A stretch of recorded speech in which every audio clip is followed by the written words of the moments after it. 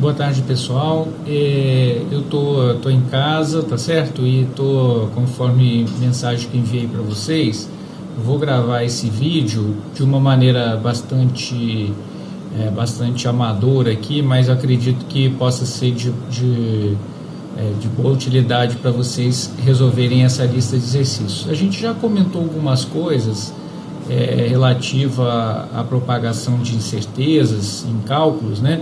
Mas eu queria dar uma passada com vocês bem rápido. Eu vou tentar ser bem objetivo aqui no vídeo para não ficar muito longo, não ficar muito cansativo, tá?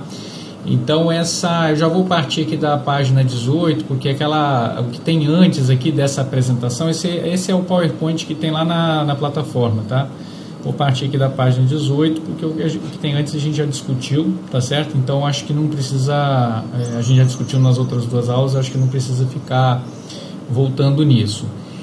Isso aqui está falando o seguinte, ó, quando a gente tem um número de medidas muito grande, a distribuição de frequências das medidas tende usualmente à distribuição de Gauss. Medidas diretas que se distribuem segundo a distribuição de Gauss têm a seguinte propriedade. Isso aqui é aquele tratamento estatístico que eu falei com vocês que a gente não vai fazer. Mas, como tem aqui a citação dessa parte com um pouco mais de formalidade, eu acho que vale a pena comentar rapidamente. O que acontece, né? Quando você tem um número muito grande de coisa, então o cálculo da incerteza e do desvio padrão é feito através dessas fórmulas aqui, tá certo? O valor médio, a incerteza é o valor médio menos o valor medido, dividido pelo número de medidas. Isso aqui é da maneira que a gente faz. Agora o desvio padrão muda um pouquinho, né? Certeza absoluta e o desvio padrão é aquele valor, só que tudo isso elevado ao quadrado dividido por n e depois tira a raiz disso aqui tudo. A gente não faz isso dessa maneira, a gente não eleva ao quadrado e depois tira a raiz. Ou ainda, se tiver um pequeno número de medidas, o correto seria fazer isso ao quadrado, n menos 1 medidas e tirar a raiz, tá? A gente já faz praticamente direto dessa maneira que está aqui em cima. Mas, se for o caso de vocês usarem, então estão aqui as fórmulas também, se for pedido para vocês calcularem dessa maneira aqui, tá? Muito bem, então vamos agora para a parte que interessa. Depois vocês podem olhar esses slides com calma, eles estão disponíveis lá na plataforma.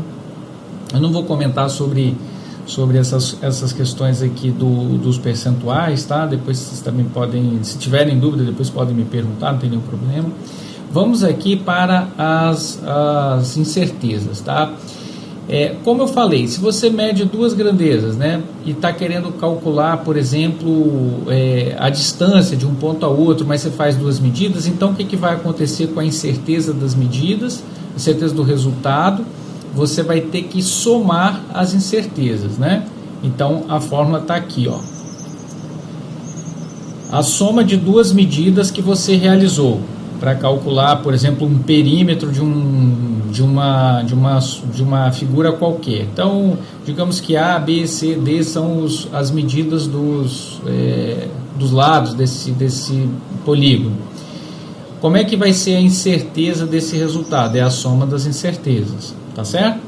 Se você subtrair alguma medida, as incertezas também vão se somar. Por quê? Aquela coisa que eu já comentei com vocês, tanto faz na soma como na subtração. Por que as incertezas sempre vão se somar? Porque essa é a pior situação que pode acontecer. Você pode somar uma grandeza,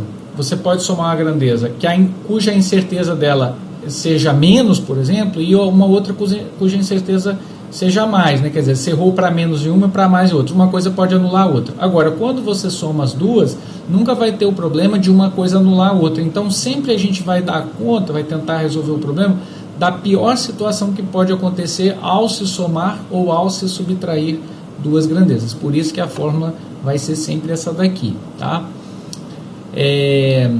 Essa que está falando aqui do critério mais desfavorável. Esse é bem simples, bem rápido. Agora, ele dá um exemplo aqui, né, de um tubo que você teve que fazer duas medidas e tudo. Aí ele faz os valores. Agora vamos para a parte de multiplicação, divisão, potenciação e radiciação. Essas daqui acontecem, por exemplo, quando você quer calcular trabalho. Depois eu vou mostrar um exemplo. Digamos que você queira calcular uma função que você queira calcular uma grandeza, que é a multiplicação de outras grandezas, ou a divisão, ou a radiciação, ou potenciação de outras grandezas. Como é que é a fórmula para calcular a propagação das incertezas? Tá? É assim, ó. Assim, aqui está um exemplo, tá? Esse exemplo de cima aqui, quando você tem força paralela ao deslocamento, né, e quer calcular o trabalho. Então, a força paralela ao deslocamento é força vezes deslocamento, é um produto escalar, isso aqui vocês vão aprender mais à frente. Aí, como é que resolve esse produto escalar? Força vezes deslocamento vezes o cosseno do ângulo. Como essas coisas são paralelas, estão no mesmo sentido, o cosseno do ângulo é zero, simplesmente tem que fazer uma multiplicação para encontrar o trabalho. Depois eu vou explicar esse caso de baixo aqui. Como é que você faz isso? Simplesmente multiplicando. Como é que você acha o valor? Simplesmente multiplicando um pelo outro, né? É isso aqui. Multiplicando força vezes deslocamento. Como é que você acha a incerteza do trabalho? Já que ao medir força você tem uma incerteza, ao medir deslocamento você também tem uma incerteza. Como é que você vai achar a incerteza do trabalho? Você vai achar a incerteza do trabalho com essa fórmula que está aqui. É a incerteza da força dividido pela força, a incerteza do deslocamento dividido pelo deslocamento. Esse aqui é um exemplo genérico, tá certo? Se você tiver uma outra grandeza que está elevada ao quadrado, uma outra ao cubo, vale a mesma expressão sempre, mas aqui está a fórmula para calcular a incerteza, tá? E tem aqui todo o porquê que a coisa é dessa forma, mas também a gente não vai, eu também não vou discutir com vocês isso agora não, tá? Só apresentando as fórmulas. Olha aqui, ó. Aqui ele tá dando o exemplo de volume de uma esfera, cujo raio é esse aí, tá? Ele fala que também que constante não tem incerteza, ou dependendo da constante ela tem incerteza na última casa decimal, dependendo do número de casas, tá bom? Aí ele dá o resultado aí. Tá? Bom, ele não faz o cálculo, ele só dá o resultado. Isso aqui é interessante vocês tentarem fazer aí para ver se encontra esse mesmo resultado. Se não conseguirem encontrar, é só me perguntar. E por fim, você tem também agora situações onde que aparecem seno, cosseno, logaritmo, exponencial. Como é que faz a incerteza nesses casos? Por exemplo, você mediu o ângulo entre duas coisas qualquer, duas superfícies, duas arestas quaisquer. Aí você tem que calcular o cosseno do ângulo ou o seno do ângulo. Se o ângulo tem incerteza, o seno do ângulo, o cosseno do ângulo também vai ter. Como é que você faz a incerteza desses senos e cossenos, né? Então você vai pegar o valor da função mais a incerteza, mais o valor da função menos a incerteza, dividido por 2. Depois, como é que é a incerteza? É o valor da função mais a incerteza, menos o valor da função menos a incerteza, dividido por 2. Tá? É uma média. Olha lá, aí dá um exemplo aqui. Cosseno de 30 mais ou menos 0,2. Isso daqui eu posso fazer para vocês, se vocês não conseguirem, tá?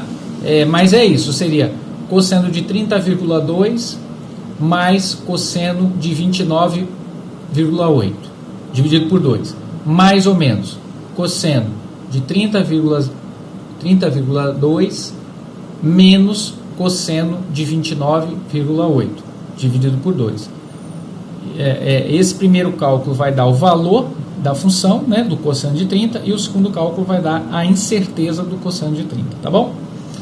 Quando que a gente vai usar isso? Bom, a gente vai usar isso, por exemplo, quando você tiver uma força não paralela ao deslocamento. Só faltou escrever aqui o desse. Aqui foi uma figura que eu fiz aqui à mão mesmo, só tirei foto para mostrar para vocês, tá? Quer dizer, você vai ter que resolver essa conta aqui embaixo. Ó. Essa conta aqui embaixo tem duas multiplicações, mas ela tem uma das multiplicações tem uma função, uma grandeza que você vai ter que medir, que é o ângulo, que quando você calcular o cosseno do ângulo, vai aparecer uma incerteza aqui. Então, como é que você vai calcular essa incerteza do cosseno do ângulo? Usando essa fórmula aqui, tá? Uma vez calculada a incerteza do ângulo, aí você vai ter três valores. O valor da força mais ou menos a incerteza, o valor do deslocamento mais a incerteza, o valor do cosseno do ângulo mais ou menos a incerteza. Aí você vai aplicar a outra fórmula, que é essa daqui, para calcular propagação de incertezas da multiplicação, tá? Então aqui a gente vai ter que fazer duas vezes, né? Vai ter que aplicar uma fórmula para a incerteza do ângulo, do cosseno do ângulo, e depois a outra fórmula para a incerteza da multiplicação desses valores aí. Tem um programinha que eu até pedi para os outros professores lá, mas eu não sei